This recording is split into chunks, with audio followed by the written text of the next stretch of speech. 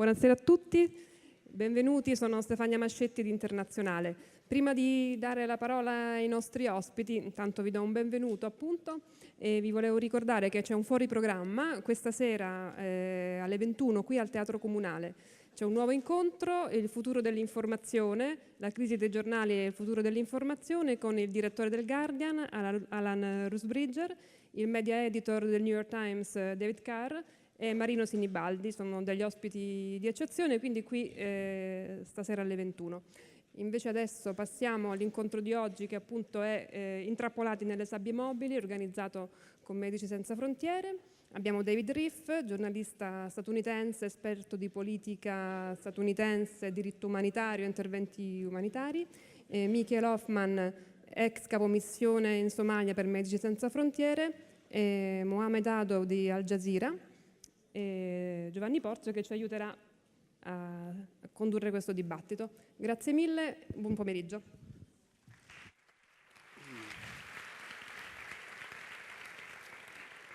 Well, first of all, it's always a great pleasure to be here with so many people. It's an incredible setting for a debate. It's my second time here in Ferrara in this place. I was with David last time as well. And I thank you to be here this afternoon. We are talking about Somalia, as you know.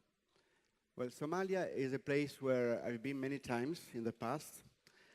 Recently, I wasn't there because, as you know, Italian media and Italian newspapers has completely forgotten Somalia as well as other countries in the world, like Iraq, for example. That's why I would like to begin asking Mohammed, who is the Al Jazeera correspondent for Africa, and he's been following the events in Somalia in the last few years, and especially in the last few weeks. Things are moving, it seems, in Somalia. We have foreign troops on the ground, Ethiopian in the west.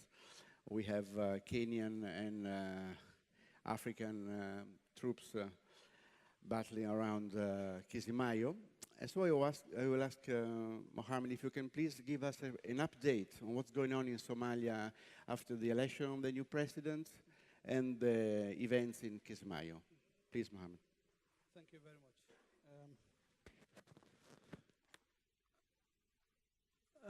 I'm going to speak about the recent events in Somalia and new developments, both politically and militarily. As you know, the area that's controlled by the Somali government is increasing in size, thanks to the African Union peacekeeping mission, as well as forces from the neighboring countries like Ethiopia and Kenya.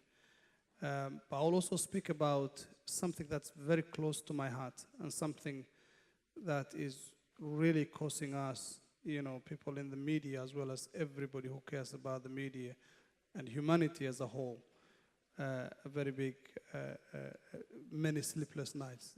Media in Somalia getting targeted. Just this year alone, 13 journalists have been killed. So when I update you about the situation on the ground in Somalia and how it's improving, I'll also talk about how Somalia is becoming one of the worst places to work as a journalist. So to start with, I'm sure you all know there is a new president in Somalia today. He is Hassan Sheikh Mohamud. He is a member of the Somalia wing of the Muslim Brotherhood. He is a member of Al-Islah, and he belongs to a group called Dam Jadid, or New Blood. And he upset Sheikh Sheikh Ahmed, the former president, who was largely touted to win the elections. It did not happen. He came and won the elections. It was a surprise to many people. It wasn't a surprise to those who watch Somalia's politics very closely, because Dam Jadid, Al-Islah, and all these groupings in Somalia, those you can call the moderate Islamists. They do not adhere to Al-Shabaab's extreme interpretation of Islam. They've been trying to get power for a very long time, and they have had several tries or several stops at the presidency. It did not happen, but this time around, it succeeded. Today, Hassan Sheikh Mohamud appointed a prime minister. He is Mr. Abdi Shirdon. He is a businessman who has lived in Nairobi for a very long time. His wife is a member of parliament and has been in the political process for a very long time. He's not known for anything spectacular, but he is being seen as, a safe pair of hands in a country where the prime minister and the president have always been at loggerheads. Because, though the constitution gives lots of powers to the prime minister, the president who appoints the prime minister and the presidents have always found it very difficult to give more power to the people they appointed themselves. So it's been sort of, a tug of war, and there have been various changes of prime ministers under every president, from Abdullah Yusuf, Sheikh Sharif, and all that. It seems Hassan Sheikh Mohamud went for somebody he can work with amicably, somebody who's not going to confront him and all that. Now, Somalia has ceased to be a transitional federal government. Today, it's more of like a proper government for 4 years, which will deal with reconciliation and stabilization of the country and moving the country in this period where it is emerging from war. However, the threat of Al-Shabaab is still there, though it is on the wane. Al-Shabaab is on the losing end in the battlefields. They've been losing ground very fast. They've lost key territories like Baidoa to the Ethiopians, like Kismayu to the Kenyan forces. They've lost places where they used to get so much of their revenue and so much of the money they've been using to finance their war against the Somali government and the peacekeepers. However, that said, we cannot say they are not still a formidable force, because they are. There are foreigners in their midst. They continue to recruit. They continue to hold places, although they do not have as much importance as Baidoa and Kismayu. And they have the ability to regroup. Everything at this moment depends on how the government carries out its duties and responsibilities, so that there is very little disgruntlement with what they are doing. As long as most of the people are happy, Al-Shabaab will continue to be losing. But if the government does not try to satisfy some of the very high expectations from the people, then it might be an anticlimax for many people who support it right now. And usually in Somalia, any government that comes is given 100 days. That is the honeymoon period you got. And the whole scrutiny starts from who does the president appoint as a prime minister? Then who does the prime minister together with the president appoint as part of the cabinet?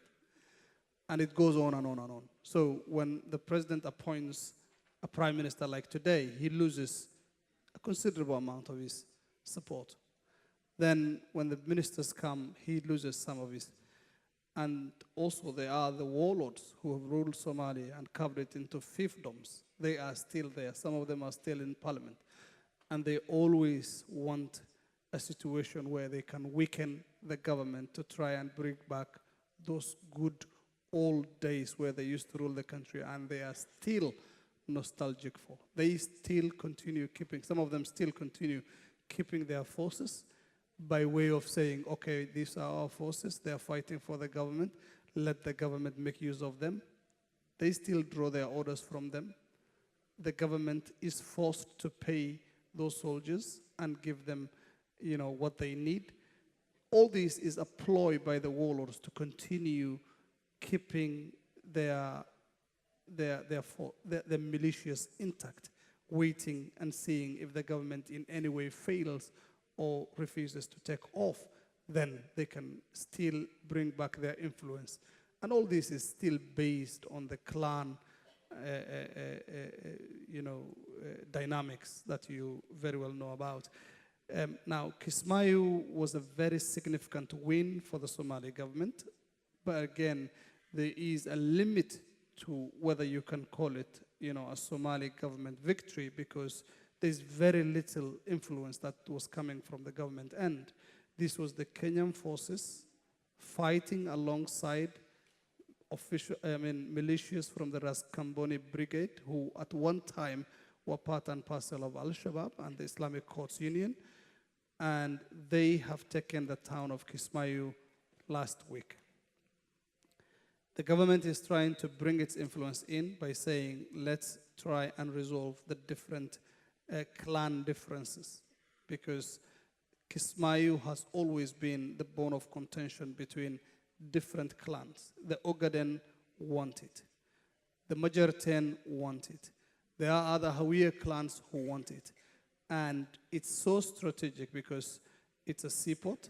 It's, I think, next in importance to Mogadishu when it comes to territory, and it has importance. It's very near agricultural land. There's a lot of livestock rearing on its suburbs. So it's a very important economic area, and most of the foodstuff and the supplies going to southwestern Somalia come through the port of Kismayu, and most of the stuff that comes through Kismayu also gets smuggled into Kenya. So it's a very big source of revenue for whoever holds it. It's also where most of the charcoal going to the Gulf gets exported from, which is a very lucrative business also.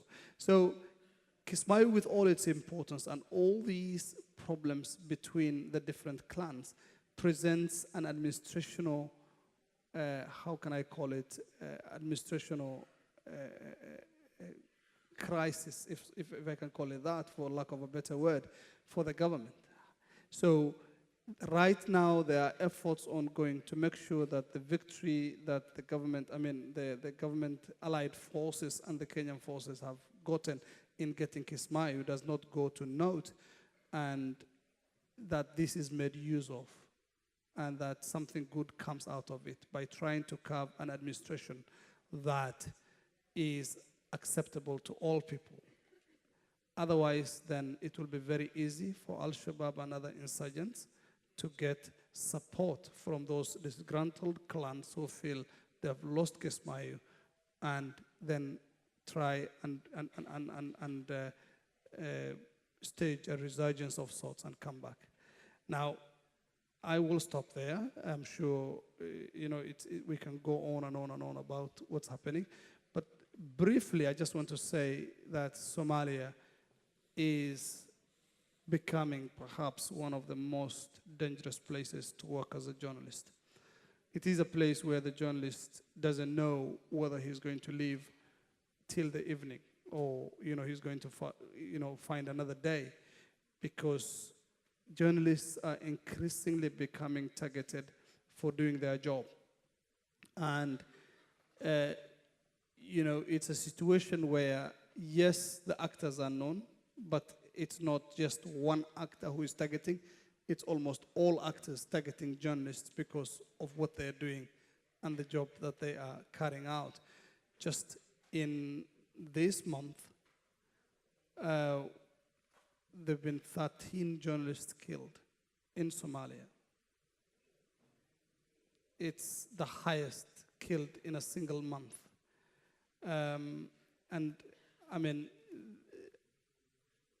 Sorry, not this month. This year, 13 were killed in Somalia. And this month, about 5 were killed. So it's a situation where journalists now are feeling so targeted. Media houses are almost getting out of business. And journalists I have spoken to in the past few months are considering to arm themselves, while some already have armed themselves to continue practicing the journalism.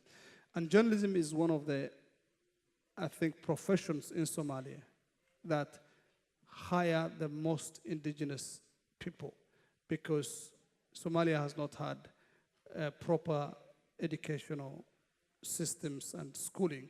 So when many youths found themselves to be in their youth and not having any much education, almost always the only job they could do was just to pick up a microphone or pick up a pen and write in their language, the Somali language, or go and interview people in their language. And again, because of the reputation the journalism brings, so many journalists started flocking into the profession. Now that is under threat.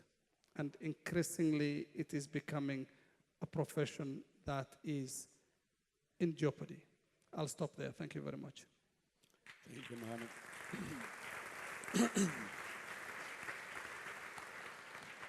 Yes, we are talking of a classical failed state. 20 years of war, civil war, no government, no administration, a city, Mogadishu, who has been completely destroyed. Millions of people who fled Somalia, live in refugee camps outside Somalia, internally displaced people. It's a hell of a place, very dangerous to work in. And of course, it is very dangerous for the humanitarian organization, Michael. I know that the Shabab threw out of the country most of the NGOs. I know that you have to manage a lot of logistic problems to have access to a place like Somalia, and you have problems in Dadaab itself, which is the biggest refugee camp in the world. Just 1 year ago, 2 MSF workers, Spanish workers, were kidnapped. They're still there somewhere in Somalia. It's almost a year now. In December last year, 2 MSF workers were killed in Mogadishu. So tell us, Michael, how is to work in a place like Somalia? I will. Is this? Yeah.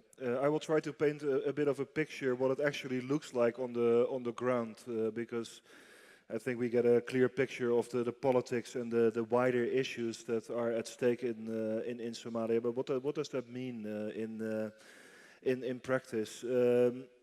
I got involved in Somalia only last year, trying to manage a response of MSF to. Even for Somalian standards, a big emergency. I say even for Somalia because the situation of the population for the last 20 years has been very bad in terms of healthcare, education, food. But even in that bad situation, it can always get worse, and that happened last year. It was reported mostly as a drought, but it was not just a drought. It was a combination of a forced displacement inside the country, certainly a lack of food caused by drought, but also caused by taxes and all these things. And on top of that, a measles epidemic amongst the children. As a result of that, lots and lots of people, and especially children, were dying in enormous numbers whilst they were fleeing the areas where they came from. A lot of them ended up in Kenya and in Ethiopia, but also a lot of them moved to Mogadishu. I have to contradict you there, actually. Mogadishu is not destroyed. Part of the city that was destroyed in 1992 when the last government, or the last government since that time was ousted, is still destroyed, but the rest of the city is surprisingly functional. There's electricity everywhere, there's telephone coverage everywhere, there's water coming out of the taps, and business is thriving. What does not function is a state. That is correct. Also, and that this was in the summer from the last year. The transitional federal government that still existed at that time maybe controlled 2 or 3 square kilometers of the city. And when I say controlled, it doesn't mean that they controlled it. They controlled it by the grace of the African Union forces, mainly troops from Uganda, but also from Burundi and a few other places.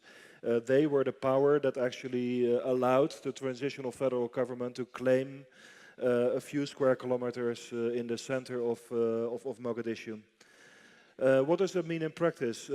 I arrived the first time in Mogadishu, I think it was in August or September last year. The airport is controlled by the Ugandan troops and seems like a normal place, a beach, and there's a lot of Western expatriates jogging on the beach. They turn out to be the workers of the United Nations that actually never leave that compound, hence they feel secure. As soon as you leave the gates of the airport and you say goodbye to the last Ugandan troops that secure that area, you are ushered into a car where in the front of you and in the back of you there is a pickup truck full of boys, I call them, because they're not that old, with quite enormous machine guns. So obviously, having never been there before, I asked, what's going on? Is this dangerous? And then they told me, these people are actually working for you.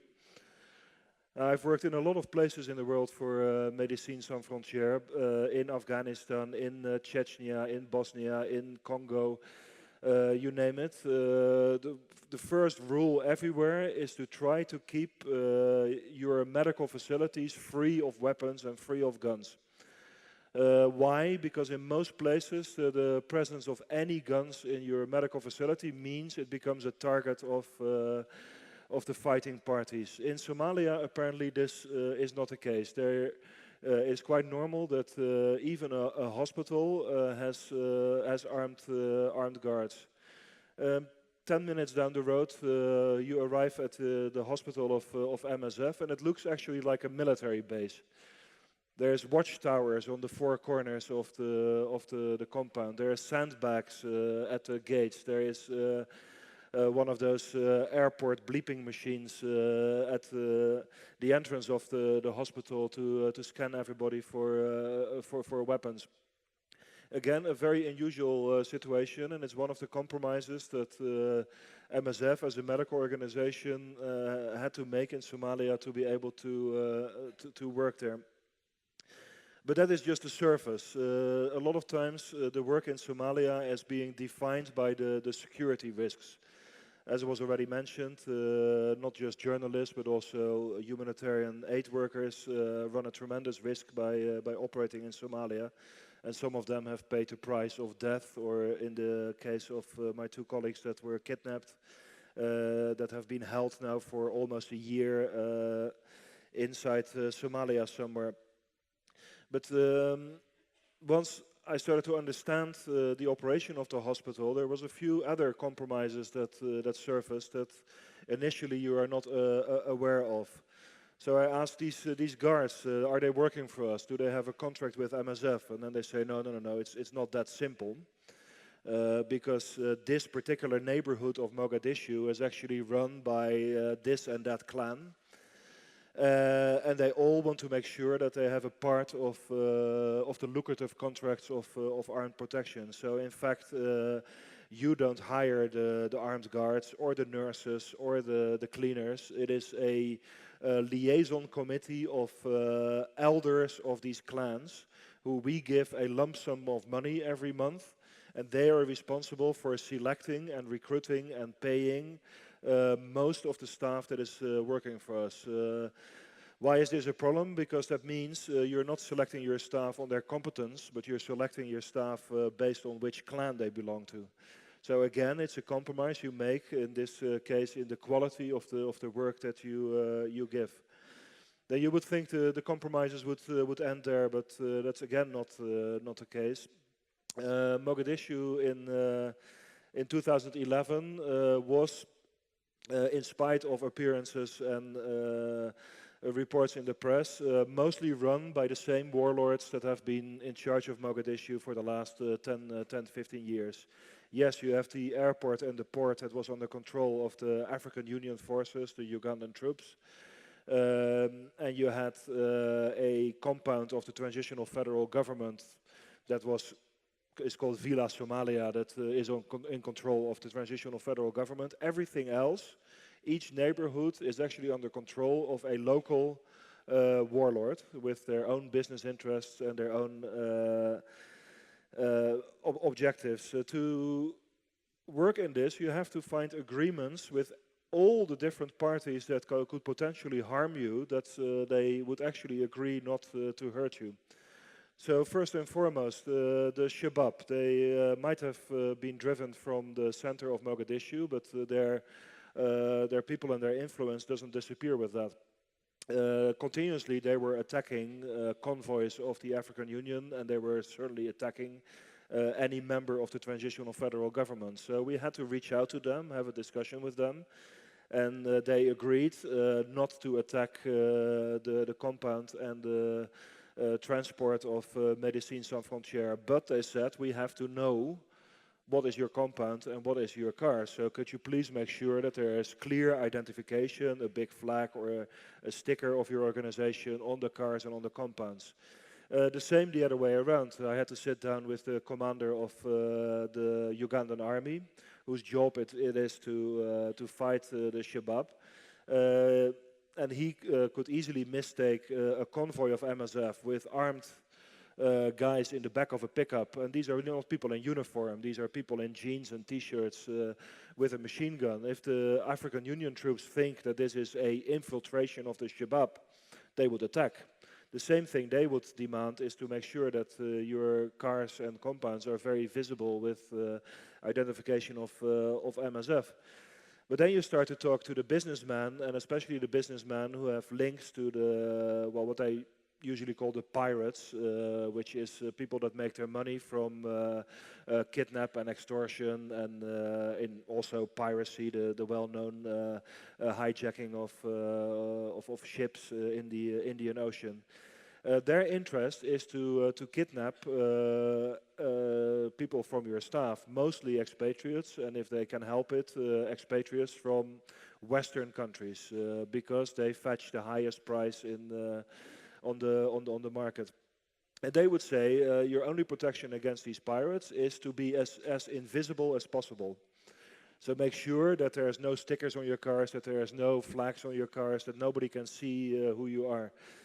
And this was something that we could not actually get out of. On the one hand, to avoid being attacked by any of the fighting forces, we had to put stickers on the cars to avoid being kidnapped.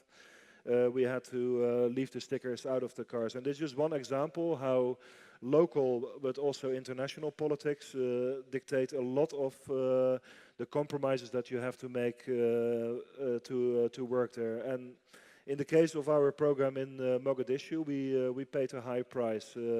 As was mentioned, we certainly took the stickers of our cars after the kidnap of two of my colleagues in October last year that were not kidnapped in Mogadishu. They were kidnapped in the refugee camp in Kenya, and their names are Montserrat and Blanca, and they are still, hopefully still well and alive, somewhere in Somalia as we speak, whilst the negotiations about their release are ongoing. We paid an even higher price. In the end of December, two of my colleagues, Kache, a medical doctor from Indonesia, and Philippe, a logistic expert from Belgium, were actually shot dead in the compound of MSF in Mogadishu by a member of our own staff, a senior member of our own staff. And essentially they were shot as the result of a resource dispute. There was a fight between two of the clans who claimed that they didn't get a sufficient share of the resources that MSF brings into the capital. We're talking about contracts for rental of car, contracts for water trucks, contracts for the supply of cement, these type of business transactions that you have to make as a humanitarian agency. They bring money in the pockets of people in Mogadishu. And all the clans that have a certain power in that particular area want to make sure that part of that cash is flowing their way. There was a breakdown in this agreement between the clans, and this ultimately led to the killing of two of my colleagues. And this is not the first time this happened in Somalia. Since I think it was 1979, the first time MSF had some activities in Somalia, and have continued to work in Somalia since that time. It's one of the few organizations that actually has not been expelled by the Shabab. So The operations we're running are not just in Mogadishu or what Mohammed calls the liberated areas, but also in many of the regions still under control of the opposition forces. People have been killed, people have been kidnapped, people have been wounded in the course of that year. Recently, another report was made about this, and if you see the whole list from 1993 onwards, when the first major incident happened, it's quite extensive. And more than anywhere else, we have made compromises. We started to use armed guards for our protection. We started what we call remote management, which means you don't bring in international staff anymore into the country, but you delegate all the responsibilities to local Somali staff. Why does this matter? Why is this a compromise? Not because you cannot find good doctors or nurses in Somalia, and if you can't find them, we certainly have the opportunity to train them. But that means you run the risk that the admission of the patients will be done on the basis of which clan they belong to, rather than on what is their medical need. And one of the imperatives of a humanitarian operation is that you judge who you give your assistance to based only on their need, and in our case on their medical need. So if you have the suspicion that if you get treated by MSF depends not on the nature of your injury or the nature of your disease, but depends on which clan you belong to, then this is a huge compromise that MSF has to make. And that is the reality still today of the operations of MSF in Somalia. We are not blind also to the politics around it. You get stuck between a rock and a hard place. On the one hand, you work in the Shabab areas. You work in an area, and I'm sure David will remark on that, which is for some politicians marked as controlled by a terrorist organization. And then they say, if you provide assistance in these areas, you are breaking the anti-terrorist laws. So in fact, we don't allow you to work there. Now MSF, they can have their own funds and don't depend on those governments for their programs, but there's still a threat that they will target you. In fact, in 1996, there was a number of attacks from the transitional federal government on MSF structures because they said MSF is supporting the opposition. So we will attack you. And don't forget, this transitional federal government is a government whose salaries are paid by the European Union. So your tax money is actually paying for the salaries of this transitional federal government. It doesn't exist anymore. It has been replaced by a normal government, but it shows you the entanglement of geopolitics with the local corruption on the ground. Another compromise that for me wasn't so much a compromise came out last year. We published a book called Humanitarian Negotiations Revealed. There was a chapter on that on Somalia, and to my surprise, most of the journalists that were interested in Somalia were really shocked by one revelation in that book, which was that we were aware that the salaries that we pay to our staff in Shabab-controlled areas is taxed by the Shabab for 5%. So the Shabab is taking part of those salaries for funding their whatever they're funding with it. And the journalists, especially the journalists in the United Kingdom, were shocked and horrified by this, and so this is a major compromise. I don't see this as this. Again, you are paying taxes here in Italy, and part of those taxes are being used to send fighters to Afghanistan, for instance.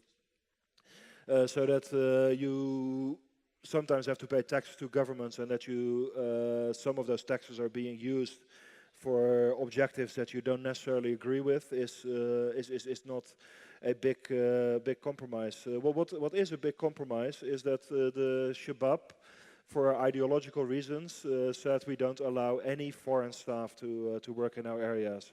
That they say in some of our areas we do not allow you to vaccinate because we believe vaccinations are either anti-Islamic or we believe that you are vaccinating them with diseases as part of the war on terror. Why is this relevant? The measles epidemic in 2011 didn't come out of nowhere.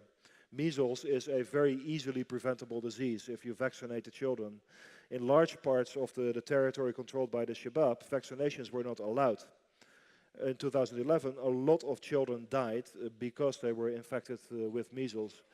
So these type of compromises actually cost people's lives. At this stage, in 2012, with 2 people killed very recently, a number of people killed over the last 20 years, 2 people still kidnapped and their fate unknown. A lot of our operations compromised in terms of impartiality, meaning losing control over which patients have access to it. Deliberate limitation of our activities, because the more resources you bring in, the more a target you become of those that want to get hold of those resources. Coupled with the clearly high risk to all our staff to have those operations, means we in MSF have a serious debate and serious questions now if it's actually still worth it. The humanitarian needs in Somalia are huge. What we are able to achieve with all those compromises is extremely limited, and the risks that we are taking are very, very high. And the solution that then is being portrayed is, yes, but now everything is fine because the areas are liberated. Well, liberated is just another word for a different political power taking control. In Kismayo, it's the Kenyans, which for no doubt have their own internal reasons for it. In Baidoa, it's the Ethiopians. In Mogadishu, it's the Ugandans. Liberated doesn't mean that all these politics that I have described and the risks associated with it are going to go away. It just means a new tenant has moved in, and somehow these dilemmas will stay in place. So does it make a huge difference at this moment for our ability to provide meaningful humanitarian assistance? I'm afraid the answer is no, and that is a huge thing because I do agree with Mohammed. It's not just one of the most dangerous places; it's probably also one of the worst places on the planet to be born at the moment is in Somalia. In terms of humanitarian needs, it is huge. What we can do about it is very, very little. Thank you. Thank you.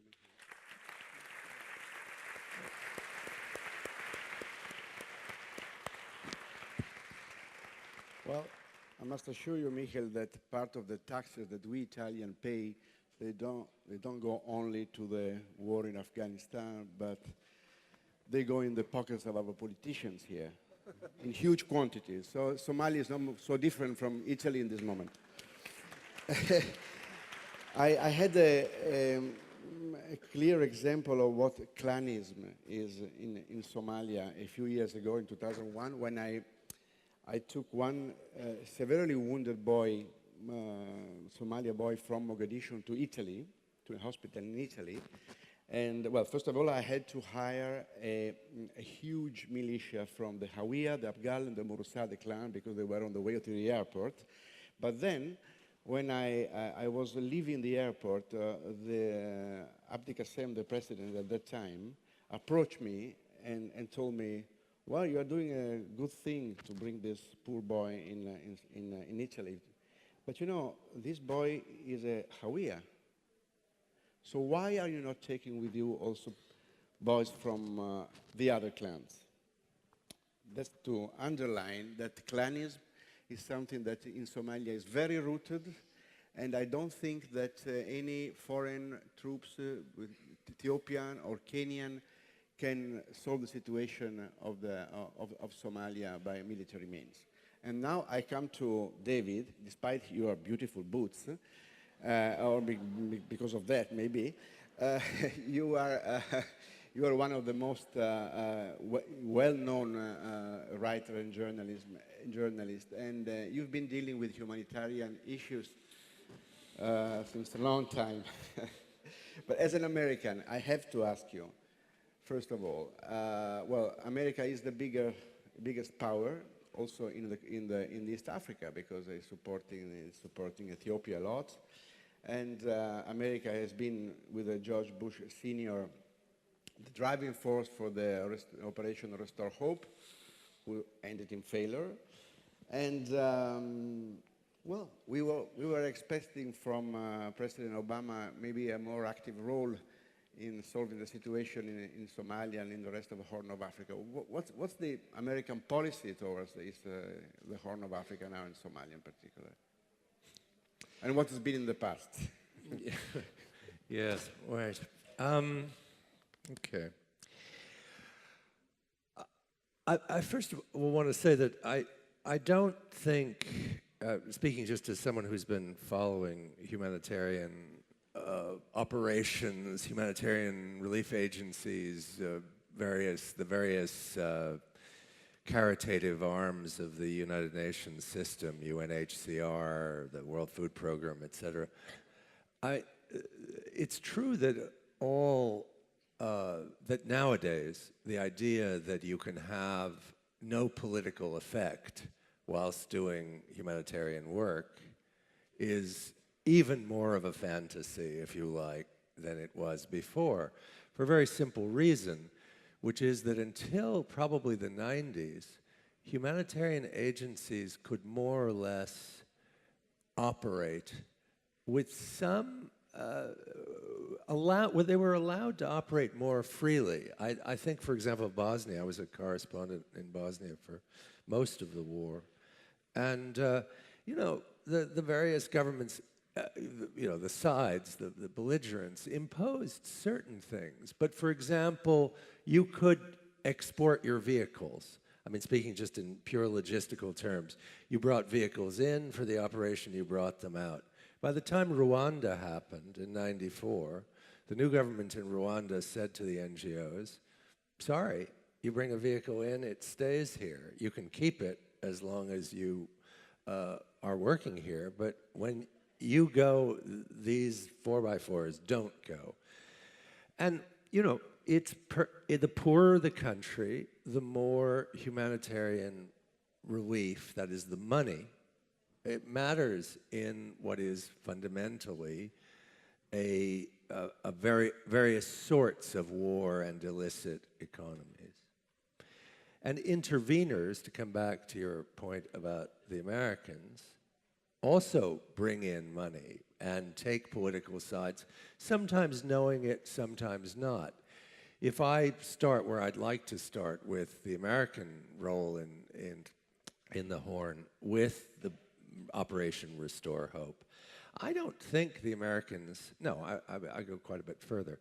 I know the Americans had very little idea of what the reality on the ground in Somalia was. There are many reasons for the operation. Some of them were absolutely what were said. There were all these pictures on television of dying people, and there was, I think it was a genuine reaction, but it also served the purpose of not intervening in Bosnia. As General Powell famously said, we do deserts, not mountains. And so, I mean, there were already political agendas in going in. The problem was the political agenda really didn't match the reality on the ground. And the Americans rather quickly took sides in the fight in Mogadishu and decided that to basically go after one of the belligerents. Which they did, with, to put it charitably, very mixed results. I used to teach a law of war class as a kind of, I'm not a lawyer, but I was a lawyer, and I taught a class at Harvard about the laws of war, and always in those classes you have a lot of military officers. And they told us, this was 96, 97, these were guys who'd been in Somalia, they said that they hadn't been told that Somalis could really fight, which you would have thought might have been something someone might have mentioned to them. So when you see Black Hawk Down, what they leave off there, what's one of the many things that's wrong with that film, that book and that film, is that the Americans didn't know where they were on a very basic level. They were playing catch-up the whole time. What happened in Mogadishu. The withdrawal happened. Eventually, the U.S. was sucked into Bosnia. Events went on in Somalia without a great deal of American attention. The Americans were distracted by many things. But when the Islamic Courts Union came to the fore, which was viewed in Washington as basically a jihadi group, there was a decision made to overthrow them with Ethiopian, by means of the Ethiopian army. Now, it must be said, I think one can have a very interesting conversation about what it means to be an independent NGO that doesn't take government funds versus relief NGOs that do depend on ECHO, on the European Union, or on USAID. I frankly don't think it's as clear-cut as my friends at MSF sometimes present it as being, but one could have a profitable debate about that subject. What I can tell you is that these agencies, the important American relief agencies, when they realized that the decision had been made to try to defeat the Islamic Courts Union, that people from the mainline U.S. relief agencies lobbied extremely hard for this not to happen. They desperately tried to talk the State Department out of it, and the Defense Department. It was more of a State Department-run operation, in fact, although obviously the military side was handled by the Defense Department, by the American military. It didn't work. The NGOs were unsuccessful in these efforts, and of course, the Ethiopians did what they did, and then they withdrew, as they almost always do. The Ethiopians have a habit militarily of going in, killing a lot of people, and then coming out. And often they come out and then ask the relief agencies to come in and clean up the mess after. That's happened several times in the Ogaden. I don't think Somalia, however, again, goes on to the American radar until really it's seen at the Horn of Africa becomes seen as one of the principal areas of the battle space in what they used to call the global war on terror, what the Pentagon now calls the long war. It has a new name every couple of years. And at that point, a number of things were done. The first was the establishment of a very large base in Djibouti. The second thing was, and much more importantly, the turning into the American Army, the American military is divided into what they call combatant commands. They're regional, by and large. And there was a sort of skeletal Africa command. But after 9/11, it was turned into something real, and it's now one of the most important single commands because it's the view of the U.S. government. And in this sense, you're talking about Obama and Bush. I think if you look back at the records of the time I've been on this stage, I was here before Obama was elected, and I frankly warned you all you'd be disappointed. And I trust you are. You may still prefer him to Romney, but as far as the global war on terror goes, there really isn't a lot to choose from between Obama and George W. Bush, and I would suspect that if Romney's elected, there won't be very much difference between what he does in such places and what Obama has done. Africa Command has been vastly expanded under Obama.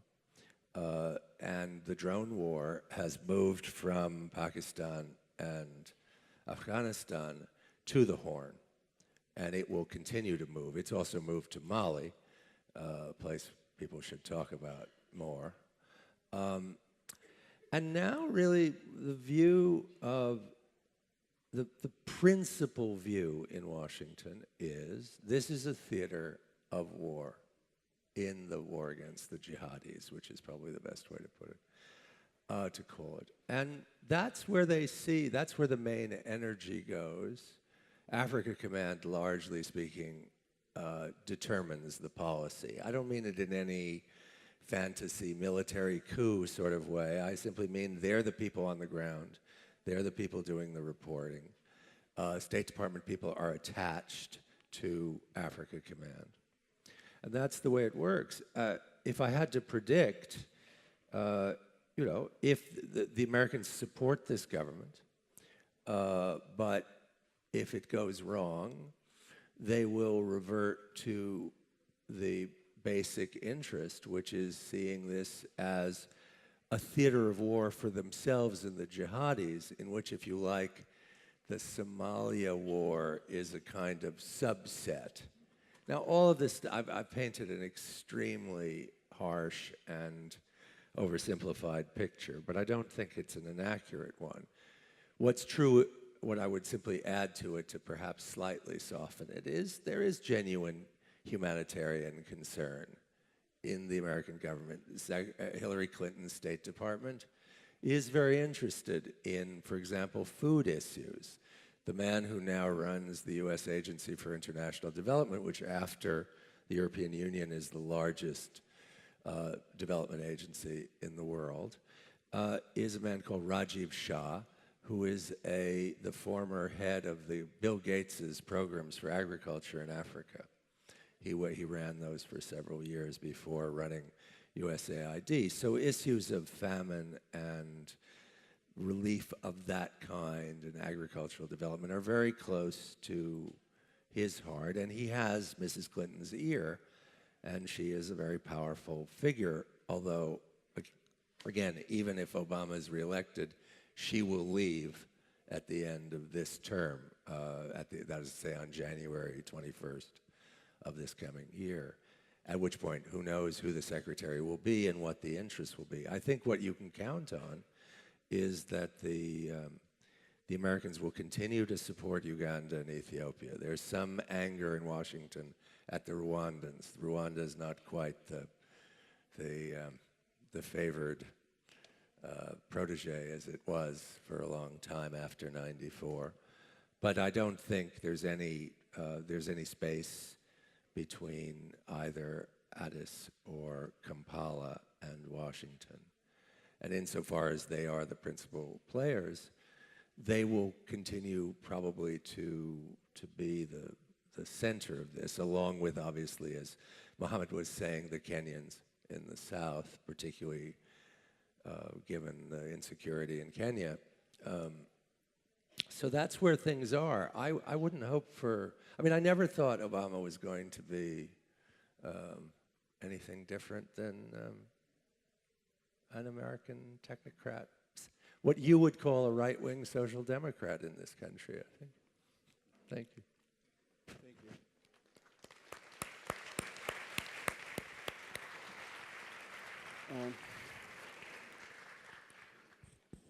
I will give space for questions afterwards. I just want to make another roundup with our friends here and ask Mohammed, well, David was talking about insecurity in Kenya. There have been attacks to mosques and churches in Mombasa, in Kenya, in Nairobi the other day. Then you have this huge population of Somali refugees in the north. Then you have a lot of Somali in Nairobi as well. How do you think, the Al-Shabaab, David was talking of the Islamic course before. I was in Somalia during the Islamic court period, and at that time, it was the most peaceful period in Somalia recent history, but then the Americans decided they were terrorists. What about, can you tell us something more specific about Al-Shabaab? Are they really linked to Al-Qaeda, or is this just propaganda? I know that the Al-Shabaab are divided themselves in different factions. Are they really a threat for Somalia and for the rest of the region? Indeed, Al-Shabaab has been and continues to be a threat not only to Somalia and the very existence of the country and all the efforts trying to bring back the country back onto its feet and back to the community of nations, but also to the entire world, because I think I've been privileged to cover Al-Shabaab firsthand. I have stayed with them for long spells, like 10, 15 days, and traveled with them, prayed with them, did everything, in the course of my profession. And the first and foremost view they have of Somalia is this is a platform from which we should launch attacks against the rest of the world. So for them, Somalia is not a country they should govern. It's not a country they want to establish Sharia and just leave it there. They want to use it as a launching pad for attacks against the rest of the world, because what they want to establish in their minds, I don't know whether it's possible today for any authority, to establish a complete and blanket rule over the entire world. It's almost impossible. I'm sure the Americans would have loved to have that hegemony. But unfortunately, I don't think they can do it. Or is it fortunately? The thing is, they want to establish an Islamic caliphate, what they call an Islamic nation across the globe. One of them was telling me we are going as far as Solomon Islands, Japan, Latvia, South Africa. Like he's mentioning all the four corners of the globe, sort of. So this is their view. And right now that they are injured, right now that they are weakened, right now that they are on the receiving end, and right now that the entire world has ganged up, sort of, because whosoever is not actively fighting them is giving funds or actively supports them to be fought and finished. They are on the receiving end. And we have an African proverb which says it's the wounded lion that's the most dangerous. They are turning their attention towards, guerrilla attacks, suicide bombings, and they know, like, one of the soft underbellies of the coalition or the alliance that's fighting them is Kenya, and they have targeted Kenya. So from the beginning, when the Kenyan government sent its forces into Somalia, Al-Shabaab also sent its young men into Nairobi and northern Kenya. So the refugee camps, so all those people, some of those people you're seeing crossing the border were actually Al-Shabaab militias. And because the Kenyan border with Somalia is so porous, and the Kenyan security forces are so corrupt, anyone with any intention to cause havoc can easily get through and get to where they want, because they will just pay their way through and get it. And Kenya is now bearing the brunt of the shoddy job its security forces at the border are doing. So you see Sunday schools being targeted, churches being targeted, in the town of Garissa in broad daylight, 2 armed men walked into a church and sprayed fire on the gathered faithful worshiping. I come from that town. That's my hometown. Garissa is my hometown where this incident happened. It's not our culture. We were shocked to the bone, because we've lived with Christians, since the town started. One of the first worshiping places that was ever established was the church. And, people used to worship freely without any problems. Today, it's difficult. And not only churches, there are increasing intelligence reports coming that mosques will also be targeted. And people now are avoiding mosques as well. People are not going to church, some are not going to mosque.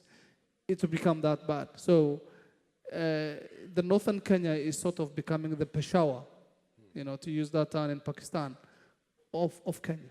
And Al-Shabaab is hitting back, and with a lot of vengeance. Yes, they are a threat not only to Somalia, not only to Somalis, not only to the Horn of Africa region, but to the entire world.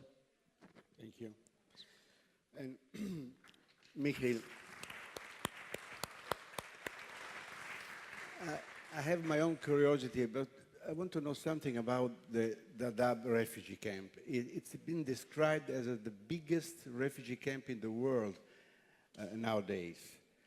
I know that you work there, or you used to work there. I don't know if you still have some programs, so you're managing the hospitals in the Dadaab camp. I also read terrible stories about kidnapping and rape of refugee girls and women coming from Somalia into the camp. Can you just describe what it is like to work in a place like Dadaab? This is for sure. It's not a refugee camp. It's a city almost. Nobody knows for sure how many, but it's in the hundreds of thousands, 200,000, 300,000, 400,000. But it's a city, and it's not. It was there before the last big crisis in Somalia, when another 50 to 100,000 people joined it. But it's huge. But it's also in this zone that Mohammed describes, which I like the analogy of Peshawar and Afghanistan. Indeed, that's what it has become. You cannot disentangle it from the politics of Somalia. It is physically on Kenyan territory, but the politics of Somalia very much continue in this, which is essentially a Somali city on Kenyan territory. And since MSF is still working there, there's still one hospital, but it is what we call now very bunkerized, because don't forget, the two people were kidnapped not in Somalia, but in Dadaab refugee camp, because nobody really controls it. The same clans and militias that operate in Somalia will control parts of this refugee camp. So I would love to say, yes, this is going on and that is going on, but essentially we don't know. We know which patients come into the hospital. It has become too dangerous to actually leave that hospital compound. And you get some second-hand information from what the people tell you that actually managed to get to your hospital. So unfortunately, the conflict in Somalia does not stop at the border, but sort of exports itself into what is supposed to be a safe haven, which we can imagine it wasn't a safe haven for us, so it certainly will not be a safe haven for those people that live there as well. Thank you. Thank you. Hello. John, one last question for David before we go to the questions on our friends here. And we are journalists, and Somalia has been described as a forgotten war in recent years. I see that especially here in Italy there is a very little interest in following what's going on in Somalia, despite the fact that we were the ancient colonial power. There are still journalists going into Somalia, but for most of the time Somalia is out of the news. The same is happening in other places. Iraq, nobody speaks anymore, nobody writes about Iraq. There's a war going on in Iraq. Every day there are car bombs, people killed, humanitarian crisis situation. As a journalist and then as an analyst, how do you explain this? Why some places where we used to go almost every week to Iraq, to Baghdad, to Mogadishu, then suddenly no more interest at all? Well, I mean, the first thing to say is the obvious, which is when Italian forces were in Iraq, it was a domestic Italian story. Now that Italian forces are long gone from Iraq, it's just a war somewhere out there in which some of your soldiers were killed, and some civilians as well, of course. I think there are two answers to that question. The first, the serious answer, besides, I mean, I think it's true that when nations are at war, there's, obviously it becomes a local story. But there are two questions. One is that in bad times, people get very self-absorbed, and it's perfectly normal that they do, humanly.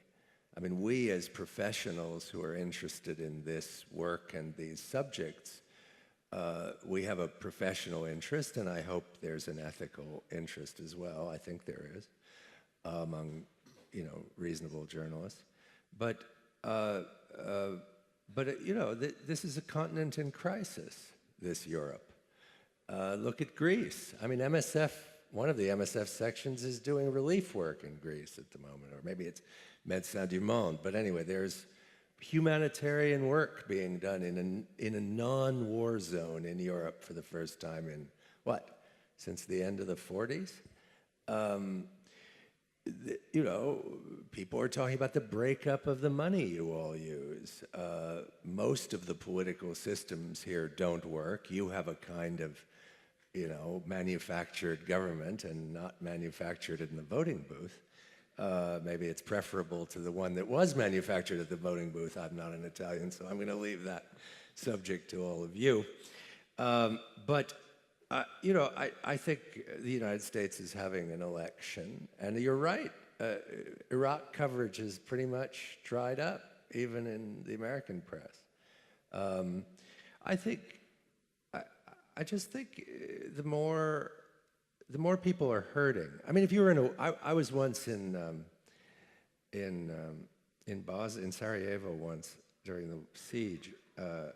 I tried to talk to someone about Somalia, after all was going on at the same time, and they didn't want to hear about it. And they were perfectly right. And I hope in Somalia they didn't want to hear about Bosnia.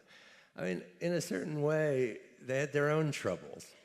And I don't think we're not altruism machines. We may wish we were, but we're not. And you can care only about so much. And I think my experience, I teach in France. I'm part of the year in Europe. I'm actually, to put it in its harshest sense, a part-time employee of the French state, but because I teach in a French university and paid by the government. But my experience in France, and France is doing a lot better than a lot of other countries in Europe, are people really frightened. And at that point, thinking about Somalia or Iraq, it's hard, it's a stretch. Then lastly, and I think this was said as we were all being introduced, there's a crisis in the media. Papers and newspapers and TV networks are fighting to survive. And you don't, people are cutting back. Al Jazeera may be one of the few exceptions to that rule. And even Al Jazeera, one hears there's some problems with. So, in a moment, again, where the business model of the media is broken, it's very difficult for people who control the money to take risks. And risks meaning, spending a great deal of money on a correspondent who's going to work as Muhammad has worked, he said in passing, I mean, it's, think about it just in business terms. He said he'd spent many weeks with the Shabab. Just think what that cost Al Jazeera to do. And that's the reality right now. You're right, David. We all know it. Well, we only have now a little bit more than 20 minutes for your questions, which I do hope will come fast. And I don't see anything, but I think there is someone with the microphone there.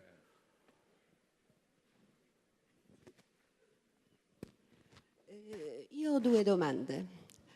Prima, da dove provengono le armi con cui i somali combattono? Da quali paesi? Chi è produttore? E poi un'altra. Ho sentito i dati, il numero dei giornalisti morti l'anno scorso, dei morti dei medici in Somalia. C'è una stima dei morti dei civili dell'ultimo anno? Grazie. We collect a few questions before, maybe 2 or 3 of them, and then whoever wants to answer.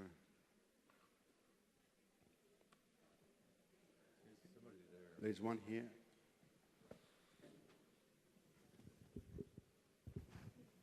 Hello, I'm going to speak in English. You mentioned Al-Shabaab in Kenya is targeting not only churches but also mosques. Why is that?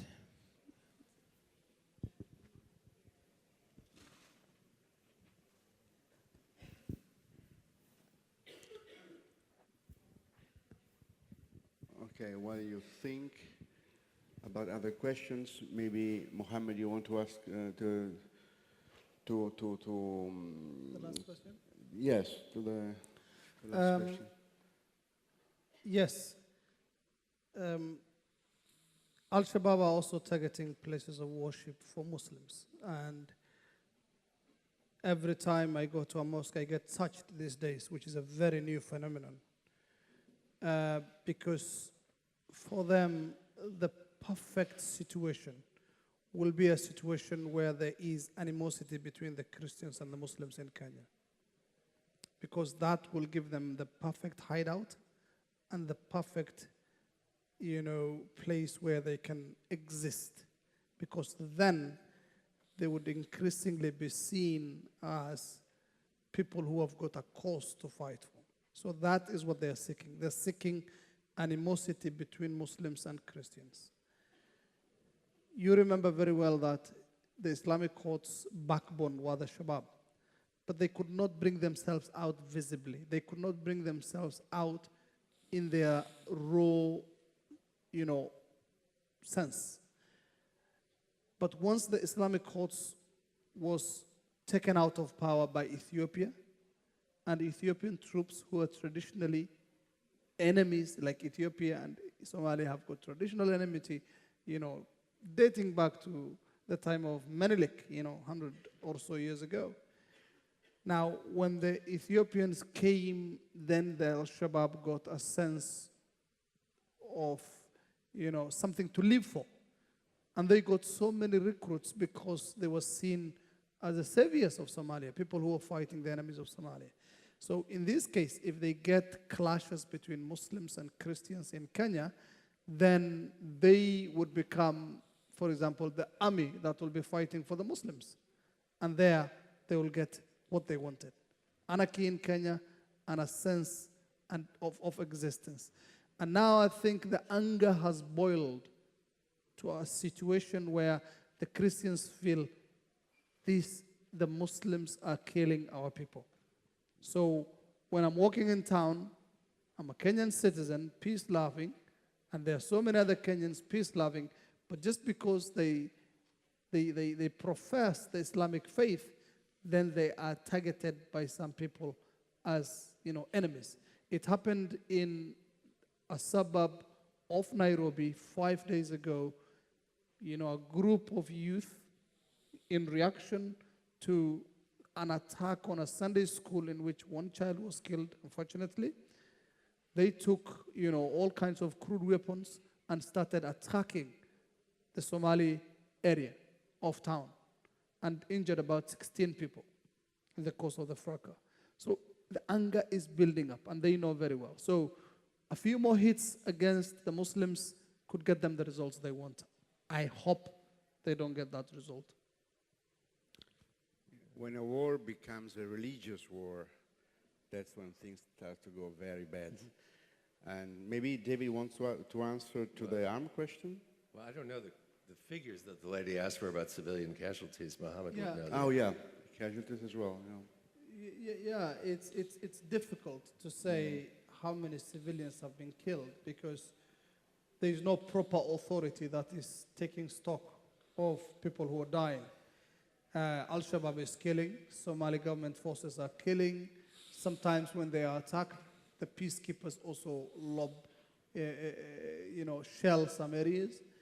It's very difficult to keep track of civilian casualties. And then, do you just count the direct casualties of the war, or you count those who die of epidemics? Do you count those who die of hunger because they've been held back from farming because of the war? So the people dying are in big numbers, but then there is nobody taking stock of it. And also, the question about where are these arms manufactured? They are manufactured from almost all countries where arms are manufactured. Somalia has had an arms embargo on it since like the war began, since 1991, 1992. There's been an arms embargo on Somalia, but still arms continue going into Somalia in big numbers. They're mainly being taken there by state actors as well as non-state actors. The state actors include some of the neighboring countries that continue to fund and arm militias who are either creating a buffer zone for them. In the case of Kenya and Ethiopia, Ethiopia is arming Ahlus Sunnah wal Jama'ah, who they call the moderate Islamists who are fighting Al-Shabaab. On the other hand, Kenya has been arming the Raskamboni Brigade, which at one point was part of the Islamic Courts, but is now allied to the government. There are also clans and sub-clans being armed by different state actors. Eritrea has been a very big rogue state in the Horn of Africa, arming the Al-Shabaab at one point, although now it also has its own arms embargo on it. And then there is the arms trade, which is huge. Yes. Al-Shabaab have got arms. I mean, they've got money. And there are these merchants from different parts of the country who have made it their business to sell these arms in the open, particularly in Mogadishu. So arms are so easily available that they're coming from all ends. Be sure that you will never find a lack of guns in war zones. I mean, they are easily accessible, they will come, they're very cheap. I remember at the Bakara market in Mogadishu, you go there and see how much was a Kalashnikov. Today, the price, the changing of the price of the guns, the Kalashnikov, that meant that something was going to happen, you know? So it was a sort of thermometer. Any other questions? There's one over there. I should change mine. Could be a silly question, probably, but according to the Quran, women are allowed to fight as well. I'd like to understand and to know if there is a role of women in Al-Shabaab, if there is. I have no idea. Yeah. Buonasera, in parte, cioè, la mia domanda prima è stata risposta del fatto che ha parlato dell'Eritrea e del rifornimento degli armi che dà alla Somalia. Cioè, in primo momento ha detto che comunque fornisce, cioè, ha detto che vende, però io avevo capito comunque era un fornimento proprio, cioè, sostenendo la causa dell'Al-Shabaab, e quindi volevo capire un po' meglio la situazione, perché all'inizio non si capiva se era un'istrumentalizzazione del fatto che l'Eritrea forniva, comunque aiutava la Somalia, in parte, non la Somalia ma Al-Shabaab, a sostenere la sua causa. Quindi è vero fino in fondo o un po' una strumentalizzazione? Grazie.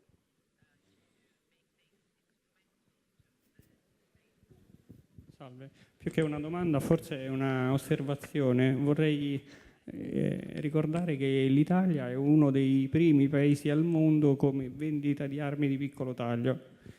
Finmeccanica l'anno scorso ci ha avuto uno dei massimi profitti e l'Africa è stato uno degli scenari dove le armi sono state vendute maggiormente, nonostante noi avessimo una legge abbastanza restrittiva che proibisce la vendita di armi ai paesi in conflitto, ma nonostante tutto, ecco, vorrei ricordare che da noi, quando c'era il governo Berlusconi, voleva fare ministro come si dice, ministro, Beretta praticamente.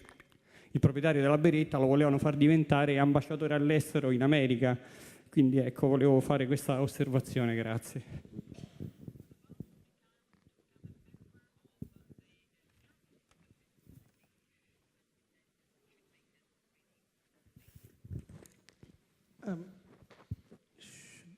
Okay. Go ahead, Mohammed, if you want to answer. Let's take those questions before we forget. They're very important questions. About the Quran. The Quran does not specifically tell women you have a role to fight. I think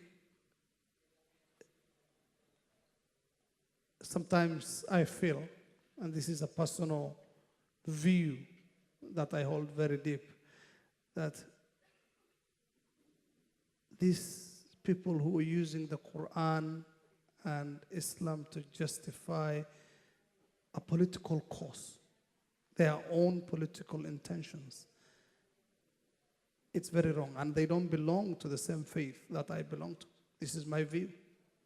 Because Islam, from the word Islam, means peace. When you're waging war against unarmed people, when you're waging war against peace-loving people, when you're waging war against people who do not wish you harm, even in terms of thought, they don't wish you harm, then I don't know where you're heading to. I don't know what you really believe in, because it's not Islam that you believe in. In the case of Islam, you are only supposed to fight back those fighting you. And only in the case of protecting your life, property, and loved ones. Everybody would do that. Every human being would do that. When you are threatened, and your family is threatened, and your property is threatened, you will fight back. And it's only that is what is called jihad. And by the way, jihad, in the real sense, means struggle. Struggle against poverty is jihad. Struggle against ignorance is jihad. Struggle against disease is jihad. So people misconstrue this, and sometimes they take these, verses from the Quran that have got different meanings or were brought down and revealed at a certain time when there was a certain situation to justify a cause today. You understand? It's bad. And when I come to the issue of women, if a woman is threatened, her family is threatened, her property is threatened, then in Islam she's allowed to fight back. And only in the same measure that other person fighting her or that other group fighting her is the same measure. You're not supposed to take, artilleries and drop on people using knives. That is disproportionate. So that is the Islam I know, that is the Islam I adhere to, and that is the Quran I read. So men and women, if somebody is in any way threatened, then they are supposed to fight back. But there is no, yes, there have been women in Somalia who've been supporting Al-Shabaab. There have been women who've been cooking them food. There have been women who've been singing their praise. There have been women, but they are no better than the young men who've been brainwashed to believe that if they die, they're going to get 72 virgins and they're going to heaven. You understand? They're not any better. They're people who've been brainwashed. Because this is a country that has faced anarchy for 22 years. This is a country that has not had meaningful international support for a very long time. This is a country that has not had meaningful educational programs for a very long time. So hoodwinking the people, changing the people's mindset is quite easy because people have not seen much except anarchy, and it's very easy to be told, you see all these problems your country has, it's the Americans who caused it. You see all these problems, it's the Europeans because they don't want you to be at peace. Now come out and let's fight. This is a 17-year-old boy, 16-year-old boy who has not seen anything but war. They don't know what traffic light mean. They don't know how a postal system works. Because I remember telling the daughter of a friend who was living in Mogadishu, born in Mogadishu and who lived in Mogadishu all her life, that there is something called postage stamp, which is affixed on an envelope, and which you cannot send the letter if you don't have that stamp. You understand?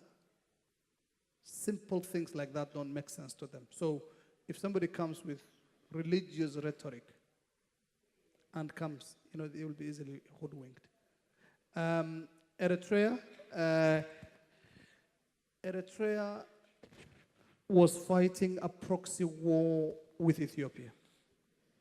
Ethiopia and Eritrea have had a very bloody war from 1998 to 2000 over their border, and particularly over the small village of Badme, right on the border, or its border with Ethiopia. And since then, since the war ended, anything that Ethiopia does, Eritrea opposes. Any argument presented at the African Union by Ethiopia, Eritrea will always oppose. So when Ethiopia went into Somalia to crush the Islamic Courts Union, Eritrea felt this is the place where I should fight a proxy war with Ethiopia. And that's why it was probing the Islamic courts as well as Hezbollah Islam and all those other groupings that were fighting with Ethiopia. So in essence, Eritrea did not want Ethiopia to succeed in Somalia and establish a government that is going to become an ally for Ethiopia in the Horn of Africa, and to a large extent this will have alienated it. So it was fighting its own game of survival. Now that Ethiopia's role in Somalia is not as before, and now that the international community, and particularly the United States and the European Union, have leveraged their pressure upon Eritrea, it's not doing that. It's not doing that anymore. But there was one point where, you know, I was in Mogadishu, and you will hear, you know, there's a plane that has landed from Eritrea with arms. They never used to call it arms, they used to call it veils. The plane has brought veils, and then that was, you know, like a veiled way of saying it brought arms. So it was very clear, and it wasn't covert at all during the Islamic courts days. The third question was about was an observation, right? Arm trade and... Yeah. Well, I think it's not only Italy. Yes, Italy is one of the culprits, but then there are many more culprits out there. And the United States, for example, when Obama came to power, you know, the biggest cache of weapons brought into Somalia in recent history came from the United States. Absolutely. And this is like in flagrance of the United Nations arms embargo. In fact, they didn't even seek removal of the arms embargo to bring in this. They just brought it in. So the culprits are many, I must say. There are also private security firms that are active in Somalia, in Puntland. I think they left now, but I mean the Southern African mercenaries and yeah, bringing a lot of Africa. arms inside. Find guns has never been a problem in Somalia. Yeah, but it's not a problem anywhere in the world. I mean, the real point about the arms trade is nothing is doing better. You know, the Wassenaar process that was supposed to limit small arms some years ago, there was a move that the UN was sponsoring. I mean, it went absolutely nowhere. I mean, if you go to Kiev today with, you know, a convertible currency, a boat will head to wherever you want to go, and some border policeman, rather like the Kenyan border policeman you were talking about, you know, will turn a blind eye, will go out to lunch when that ship hits port, and some bureaucrat will sign a piece of paper saying it's actually going on somewhere else, except it will never make it there. That's how this thing really works. I mean, I'm sure that, I mean, I don't know enough about the Berlusconi government, which at a certain point I just stopped reading about because it was too painful. But I mean, Italy, the United States is a far larger spreader of arms, Mohammed is absolutely right, than Italy has ever been. China as well. And China. And these weapons, you know, a Kalashnikov is one of the most common objects in the world. I mean, that may seem like a strange thing to say, but it's not wrong.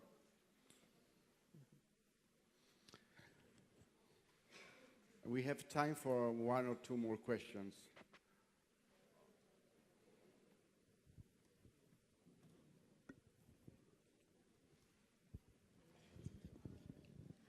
I was wondering if you could comment on if there is a connection between Al-Shabaab and Al-Qaeda in the Arabian Peninsula, or even the ever-growing Al-Qaeda in the Islamic Maghreb, what that looks like, if there's potential for that to grow, if that could be a unifying force that aids Al-Shabaab, or if it actually, there's a discrepancy in their beliefs. Just shed some light on that a bit. one more, maybe. Sì. Scusa, one and two. Two, yeah. Avrei un'altra domanda. Qual è, se c'è, il ruolo della Cina in questa zona? Grazie. We've heard about the long-term, perhaps utopic objective of Al-Shabaab to establish a caliphate over the world. We've also heard about the wars becoming religious.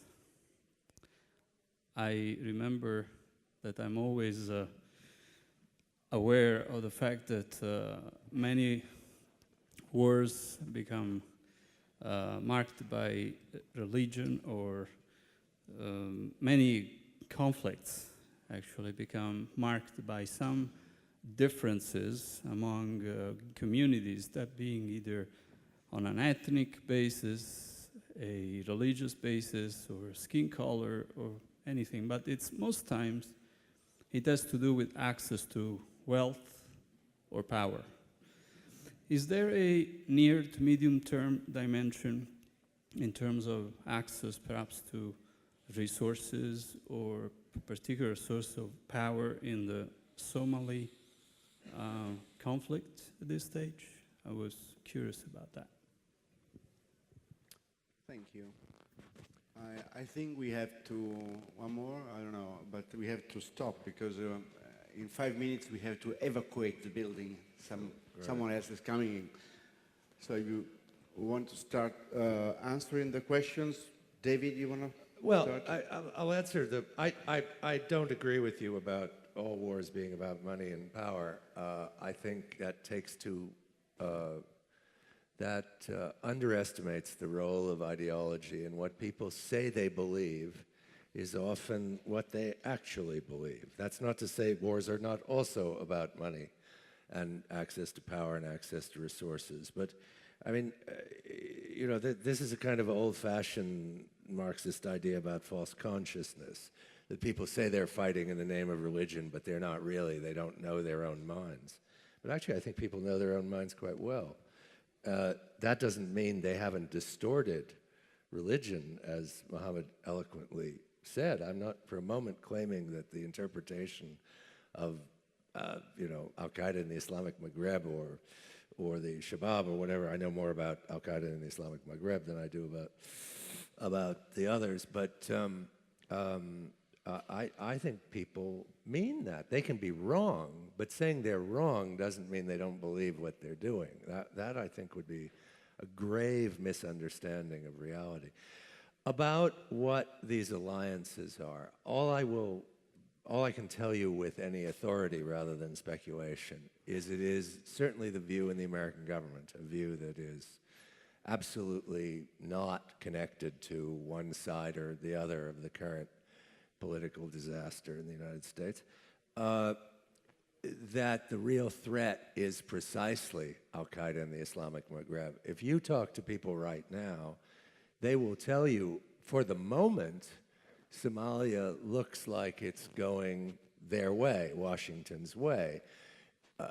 A lion is never so dangerous as when he's wounded. It may turn out that the Americans are dead wrong about this. I have no idea. But what I can tell you is that, first of all, they don't even know what to do about Mali apart from the drones.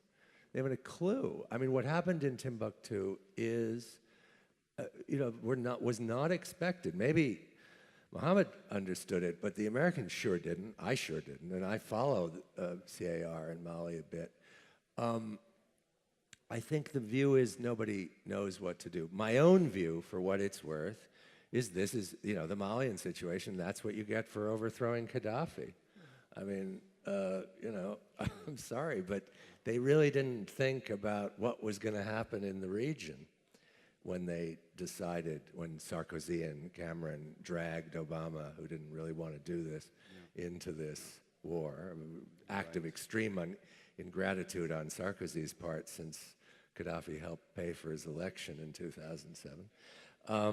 But they'd never considered seriously what the knock-on effect south of Libya would be. And I think it was absolute folly. Well, I'll just give you this news that Romano Prodi has been today appointed UN envoy to Mali. Well, that changes So we're going to change a lot. too. Yeah. It was for and China. Well, on China, what I can say is that I was to Asmara a few months ago, to Eritrea, and there is a lot of investment, a lot of Chinese investment in Eritrea. You know, it's just the Qatar and China are the main commercial and economic partners of Eritrea. So in this way, they are involved in a way in the Horn of Africa. But the Chinese are everywhere in Africa. Chinese are really everywhere. They are investing, they are, well, taking all the resources in terms of mines and, well, oil, of course, in Sudan, for example, but minerals, strategic minerals from Congo and elsewhere. And, well, they are, I mean, building roads, hospitals, and employing surely some detainees in building roads. So that's their strategy. They are doing very big business and very good business in all over Africa, the Chinese. Mm-hmm. Well, my friends, I'm afraid we have to... The question about Al-Qaeda, just one line. Yes, Al-Shabaab is affiliated to Al-Qaeda. It's been confirmed by both the leadership of Al-Shabaab and Al-Qaeda, particularly the current leader of Al-Qaeda, Ayman al-Zawahiri. And also, I think the issue was born, those who created Al-Shabaab came from Afghanistan and were fighting alongside Al-Qaeda and Taliban before the Americans, you know, took out Taliban from power.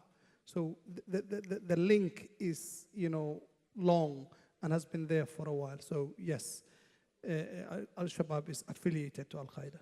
Okay, but then I really want to say something about this as well, because in a sense, this Al-Qaeda thing is also for a large part a international bogeyman, I find. Before I hit Somalia, I spent 2 years in Afghanistan and in Pakistan. Before that, I was in Iraq, Syria, and all those places where, according to the Western media, it should be teeming with Al-Qaeda. Al-Qaeda was not part of my daily reality, and my daily reality was to sit around the table with the Taliban, with the Shabab, with the Syrian opposition at this moment, and this and that. Are there links? When it suits these parties, they will certainly publicly claim that they support Al-Qaeda or they are part of Al-Qaeda. But if these parties, with their local interests and their local power base, agree to your presence, the Al-Qaeda doesn't come into the equation, with the exception of Mali and Mauritania. The only place where MSF has been working in the last 5-10 years, where Al-Qaeda actually represented an actual real force with guns that could determine your access, was exactly in Mali. And not surprisingly, until last year, we could never find a way of actually having a negotiation, a discussion with Al-Qaeda in Maghreb, mainly because there was no common interest. Since they actually took over part of Mali and created their own state, suddenly they are interested in a dialogue with parties like humanitarian agencies, because they have a country to run, as opposed to a guerrilla movement slash global jihadist group. So does Al-Qaeda exist? No doubt it does. In the political and military reality of all those countries where they are supposed to be a significant force, they are not as significant a force as the media is portraying it, in my very direct and personal experience on the spot in those countries. I agree with you. I fully agree with you. Thank you to have been here. And thanks to our friends here, to Mohammed, to Michael, and to David. See you next time, next year, next live.